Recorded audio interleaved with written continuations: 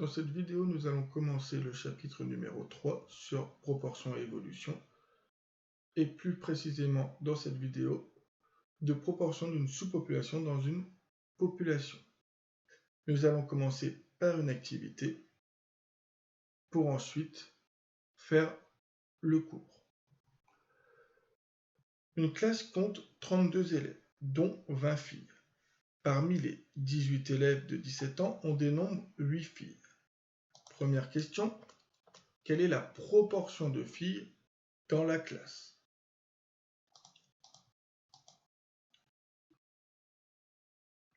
Alors on va essayer de rédiger en disant soit P1, donc soit P1, la proportion de filles dans la classe. Ainsi, P1 est égal, alors, proportion de filles dans la classe, il suffit de chercher combien il y a de filles. Donc là, l'énoncé nous dit qu'on a 20 filles. Parmi combien d'élèves dans la classe? Parmi 32. Donc ensuite, on peut mettre le résultat en fraction irréductible, ce qui fait 5 sur 8. Ensuite, on nous dit quel est le pourcentage de filles dans la classe. Alors, regardez comment on fait un pourcentage. Il ne faut surtout pas multiplier par 100. Pour avoir un pourcentage, on part de la proportion, qui est 5 sur 8. Ensuite, vous faites le calcul de 5 sur 8, donc soit vous savez le faire, et vous me dites que c'est égal à 0,625, soit vous prenez la calculatrice, et vous faites, alors on va se mettre dans le bon menu, et vous faites 5 sur 8. Vous appuyez là pour avoir la valeur décimale, et donc vous obtenez 0,625. Maintenant, un pourcentage, c'est en fait un nombre divisé par 100. Donc 0,625, c'est quel nombre divisé par 100? Il suffit ici de décaler la virgule de 2. Donc ça fait 62,5 sur 100. Et là, vous obtenez enfin le pourcentage qui fait 62,5%. Alors, si on vous dit de multiplier par 100, alors vous prenez la valeur décimale et vous la multipliez par 100%. J'insiste, pour avoir une égalité, pour garder égalité, vous ne pouvez pas dire que P1 c'est 5 sur 8 et qu'après vous multipliez par 100, puisque sinon vous n'avez plus égalité. Par contre, si vous multipliez par 100%, 100% valant 1, ce n'est pas très dérangeant. Mais vraiment, je vous conseille de passer par la forme décimale, mettre cette forme décimale sur 100, et du coup, vous avez ensuite le pourcentage. Ensuite, quelle est la proportion de filles de 17 ans parmi les filles? Donc faites attention aux populations qu'on nous donne. Donc quelle est la proportion de filles de 17 ans parmi les filles? Donc on va rédiger, donc soit P2, alors on va pas s'embêter,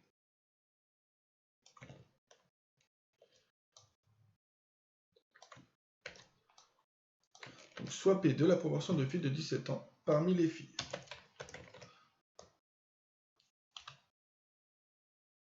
Ainsi, donc, il suffit de lire P2 égale, donc combien on a de filles de 17 ans parmi les filles. Donc on vous dit qu'on a 18 élèves de 17 ans. Parmi ces 18 élèves de 17 ans, on a 8 filles. Ce qui signifie qu'on a 8 filles de 17 ans. Sur la population des filles, combien on a de filles en tout? On en a 20. Donc nous avons 8 filles, sur 8 filles de 17 ans sur 20 filles. Petit b, quel est le pourcentage? Donc, quel est le pourcentage de filles? Vous partez de P2. Alors, bien sûr, 8 sur 20, vous pouvez écrire que c'est 2 sur 5. Donc, P2 égale 2 sur 5. Alors, soit vous passez au nombre décimal, soit vous mettez sur... Vous pouvez aussi vous dire comment on fait pour passer ici de 5 à 100. Donc, comment on fait pour passer de 5 à 100? On multiplie par 20. Donc, on doit multiplier 2 par 20, ce qui fait 40. Et vous avez directement le 40%. Ça permet de ne pas se servir de la calculatrice. Question 3. Quelles sont les populations considérées dans les questions 1 et 2? Donc, les populations considérées, en fait, ça va être la population considérant le dénominateur de vos proportions. Donc, dans la question 1, la population considérée, c'est-à-dire sur quel ensemble on a travaillé, la population considérée est la classe. Et dans la question 2, la population considérée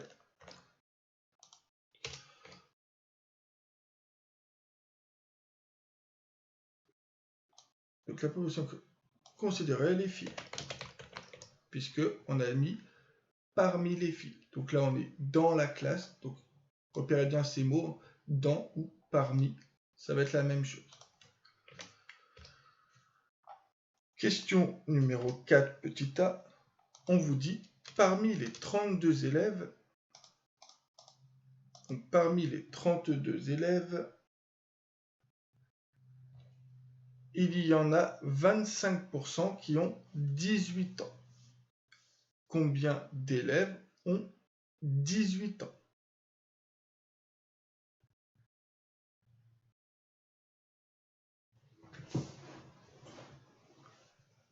Donc cette fois, on ne veut pas une proportion.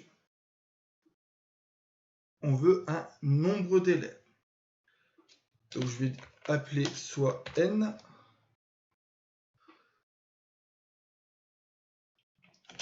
Donc soit n le nombre d'élèves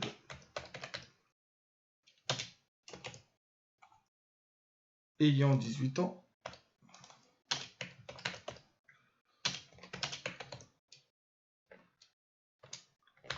N c'est égal à 25 sur 100 auquel on multiplie le nombre d'élèves de la population de départ, donc 32. Donc vous avez ici le 25% et là vous avez le nombre d'élèves de la population de départ. Vous faites le calcul et vous obtenez 8.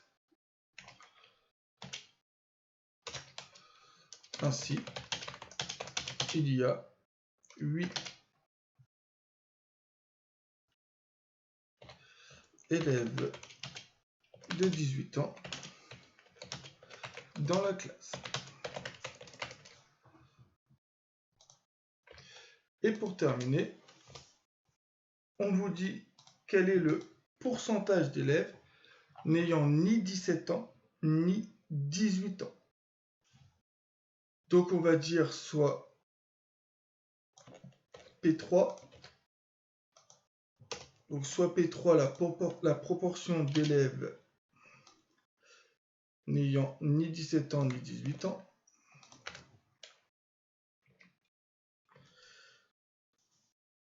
et donc on sait qu'on a 32 élèves. On sait combien d'élèves ont 17 ans et on sait combien d'élèves ont 18 ans. Donc, il y a 17 élèves qui ont... Non, 18 élèves, excusez-moi. Il y a 18 élèves qui ont 17 ans, plus 8 élèves qui ont 18 ans. ce qui fait 26 élèves. Il y a 26 élèves de 17 ans et 18 ans. Enfin, de 17 ans ou 18 ans d'ailleurs. Ainsi, il y a 32 élèves moins ces 26, c'est-à-dire 6 élèves ayant ni 17 ans ni 18 ans. Maintenant, on peut donc du coup calculer P3 égale. Donc P3 égale, on a donc 6 élèves qui n'ont pas 17 ans, qui n'ont ni 17 ans ni 18 ans. Parmi tous les élèves de la classe, c'est 32. Ça, si vous utilisez la calculatrice, vous obtenez 0,1875. Vous essayez de savoir ce nombre-là, c'est quel nombre divisé par 100. Donc, ça fait 18,75. Et ensuite, vous dites que comme on divise par 100, ça fait 18,75 divisé par 100.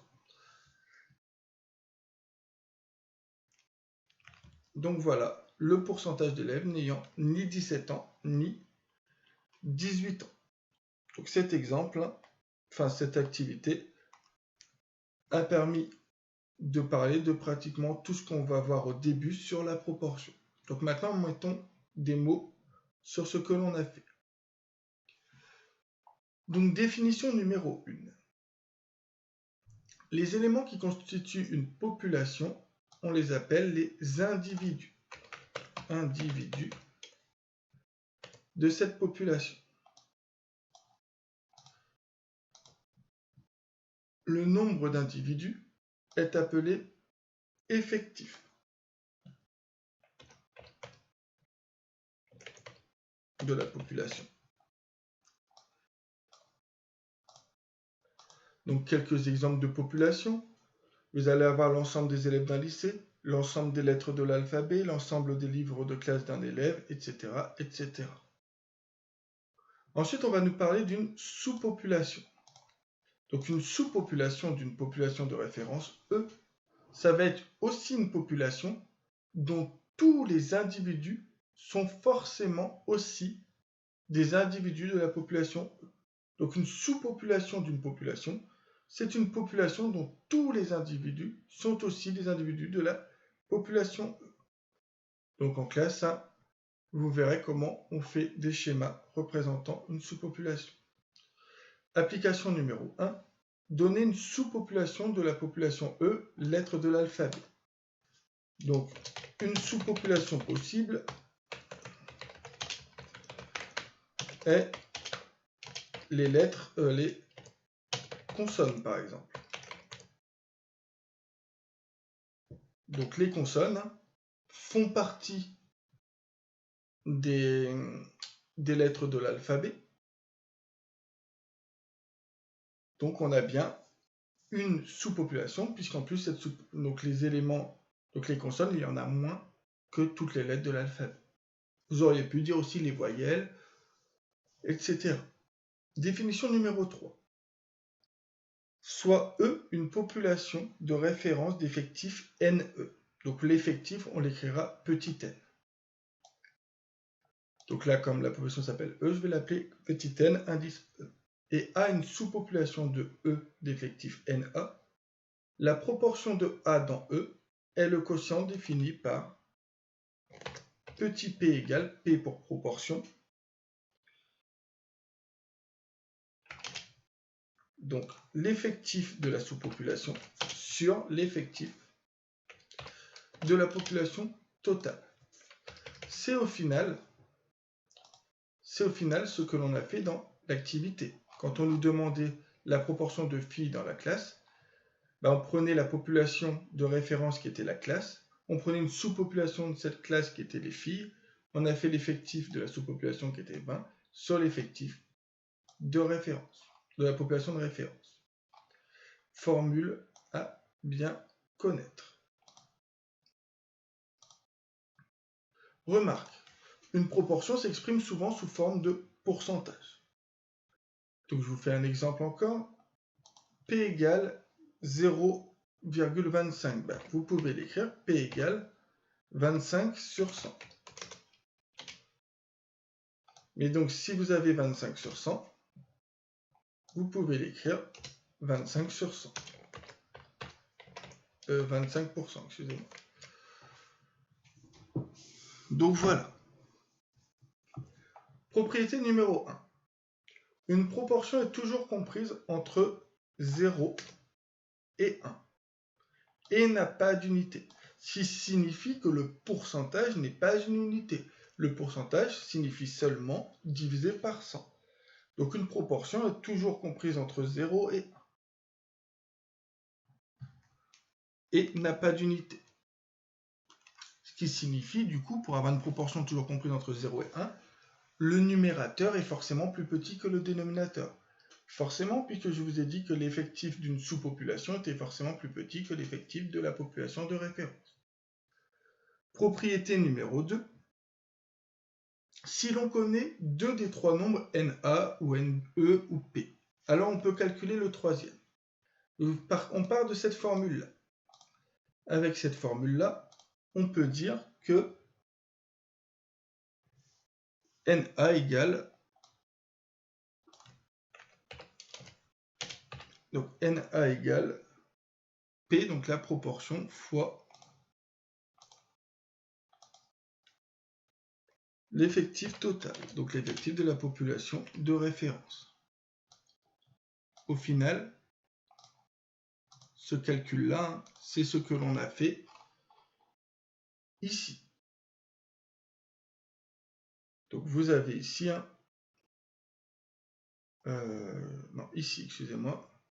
J'avais dit que l'effectif là des nombres d'élèves ayant 18 ans, c'est le pourcentage, donc la proportion, fois l'effectif total. Donc en fait, je vous donne des formules, mais c'est des formules qu'on utilise finalement implicitement. Et on peut aussi avoir l'effectif de la population de référence en faisant l'effectif de la sous-population, donc NA, sur P. Alors, je vous ai maintenant donné trois formules. Cette première, cette deuxième et cette troisième. Mais en fait, ces trois formules sont identiques. Je vais vous faire la preuve. Donc on va partir de cette formule-là. Donc on veut partir de cette formule-là. Le but ici est d'avoir NA. Donc pour avoir NA, vous avez NA sur NE. Je peux décider de multiplier à gauche et à droite. Donc à gauche et à droite par NE. Donc si je multiplie à gauche et à droite par NE, je vais avoir, je vais repartir de là,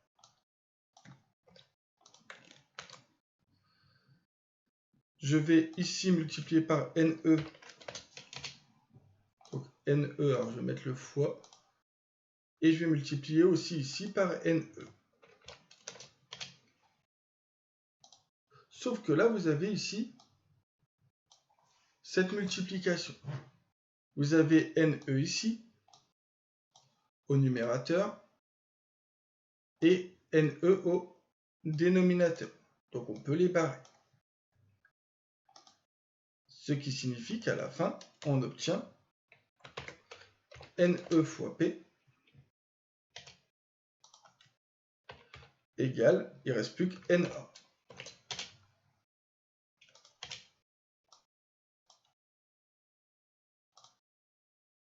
Et vous voyez bien que cette formule-là, c'est la même que celle-ci. Je vous rappelle qu'une égalité se lit de gauche à droite, mais aussi de droite à gauche. Et qu'une multiplication, 2 fois 3, c'est la même chose que 3 fois 2. Voilà. Alors maintenant, comment on fait pour pouvoir avoir cette formule-là? Alors, vous pouvez décider de partir de là. On veut NE. Donc si on veut NE, on va prendre ça. Donc on va prendre ça et on va tout diviser par NE. Donc je divise ça par NE. Et je divise ça par NE. Car pour se débarrasser d'une multiplication, on fait une division. Vous avez ici NE au numérateur et NE au dénominateur, sachant qu'on a une multiplication ici. Ce qui signifie qu'on obtient bien NA sur NE.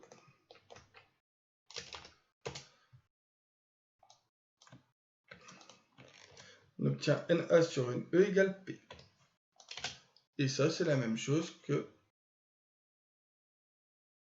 Ah oui, non, du coup, je suis revenu en arrière. Excusez-moi, je n'ai pas réfléchi à ce que je voulais. Le but était d'avoir NE, donc ici, il fallait diviser par P. Donc c'est plutôt, on divise par P ici. On divise par P ici. Du coup, c'est le P que l'on barre. Donc, excusez-moi. Voilà, ce qui nous fait NA sur P égale NE. Et ça, c'est la même chose que cette formule-là. Ou sinon, prenait ça et on faisait un produit en croix. C'est-à-dire que pour avoir NE, on fait NA fois 1, puisque P c'est P sur 1. Donc NA fois 1, ça fait NA divisé par P. La même chose. Si on veut ici NA, NA c'est égal à NE fois P divisé par 1. Mais NE fois P, c'est NE fois P. Voilà, pour la preuve de cette formule. On va faire l'application numéro 2.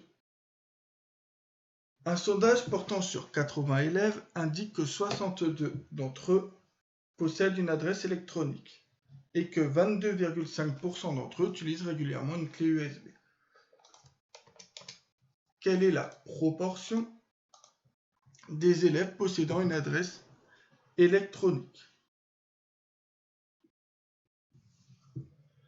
Donc, si on veut tout rédiger, on peut décider de dire que grand E, donc c'est l'ensemble des élèves, qu'on appelle grand A les élèves possédant une adresse électronique, et puis on appellera grand B les élèves possédant une clé USB, etc. On peut tout rédiger. Ou sinon, vous pouvez directement dire, P ça va être la proportion. Donc on veut la proportion des élèves possédant une adresse électronique. On en a combien? On en a 62. Sur combien d'élèves on a au départ dans le sondage? 80. Donc 62 sur 80. Ce qui est égal à 0,775. Si on vous demande un pourcentage, ça ferait 77,5%. Mais là, on vous demande une proportion. La proportion, vous pouvez même la laisser en fraction. Vous pouvez aussi mettre en fraction irréductible. Donc ici, on n'a pas de détails, donc on va se contenter de ça. Combien d'élèves, donc là, faites bien attention, combien d'élèves utilisent régulièrement une clé USB? On nous demande ni une proportion ni un pourcentage, on demande un nombre d'élèves. Si on demande un nombre d'élèves, on demande en fait un effectif. Donc je vais l'appeler petit n. Et là, on vous dit on en a 22,5%. Donc 22,5% qui utilisent une clé USB. Donc parmi combien d'élèves? Parmi 80 élèves. Donc 22,5 sur 100 fois 80.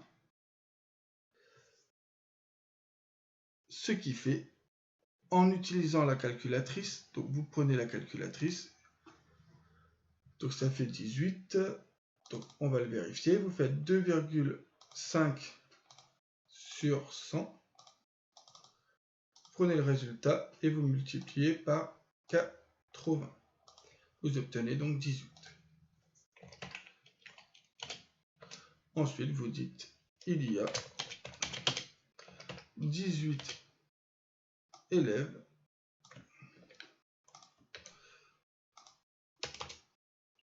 qui utilise régulièrement une clé USB.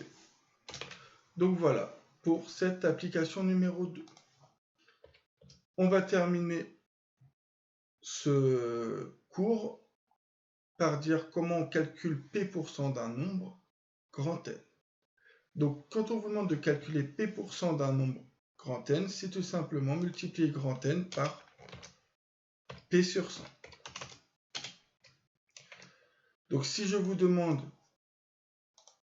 de me donner 25% de 30, donc si je vous demande de donner 25% de 30, vous me faites 25 sur 100 fois 30, ou 30 fois 25 sur 100. C'est ainsi que se termine la première partie de ce chapitre.